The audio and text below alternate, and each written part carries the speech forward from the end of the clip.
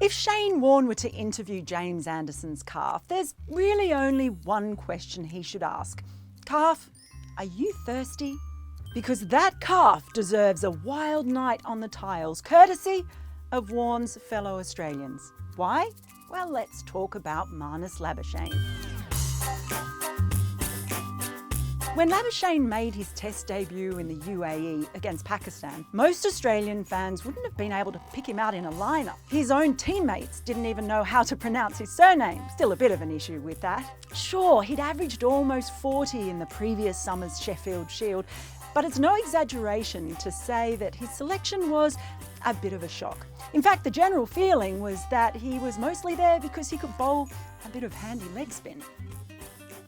He did okay, but not well enough to start the home series against India later that year. He did come in for the final test in Sydney and played 2 tests against Sri Lanka, but he didn't really have the selectors salivating, and other batsmen like Usman Khawaja, Matthew Wade, Travis Head, Shaun Marsh, well, they just seemed to have a bit more credit in the bank. Not only was Labuschagne not in the Ashes squad, he didn't even get a call-up for Australia A's tour of England. So instead, he set off scoring a gazillion runs for Glamorgan in the 2nd division of the county championship.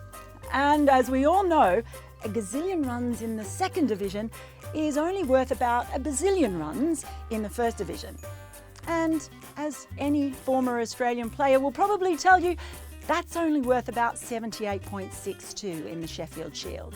So there was poor old Marnus, squished down the pecking order when the Ashes started at Edgbaston. But then the butterflies started beating their wings and set off a chain of sliding doors that started with Anderson's calf.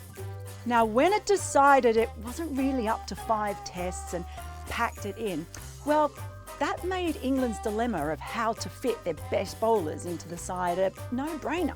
Enter Jofra Archer on debut at Lord's. Now, who knows if he would have played had Anderson not injured his calf.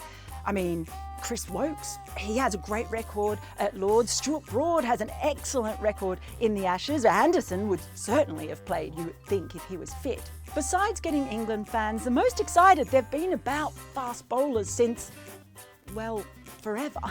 Archer bowled the ball that felled the seemingly invincible Steve Smith. Now, Labuschagne will always have a place, a special place, in cricket trivia nights the world over as the first concussion substitute in Test cricket. But he also got a chance, and he made the most of it. For a few years now, Australia have seemed to be a bit too reliant on Steve Smith and David Warner for their runs. Now, it's only been 5 tests since Labuschagne came back into the side, but his mammoth century against Pakistan has just bolstered his reputation as a reliable and stubborn presence at the crease. And look, if we can forgive Steve Smith for his frankly ridiculous lightsaber leaves, well, maybe we can forgive Marnus too. Maybe. 6 months ago, Australia's top order was a hot shoe shuffle. And while they may tinker with the rest of the batting lineup, I suspect Marnus Labuschagne has done enough to earn himself an extended run in the number 3 slot. There you have it. QED. Australian cricket fans owe Jimmy Anderson's calf quite a few beers for finding them a reliable top order batsman. Obviously, his calf should consume those beers responsibly and never on match days, no matter how thirsty it is. Thanks for watching ESPN on YouTube, and for more sports highlights and analysis, be sure to download the ESPN app, and for premium content plus live streaming, make sure to subscribe to ESPN Player.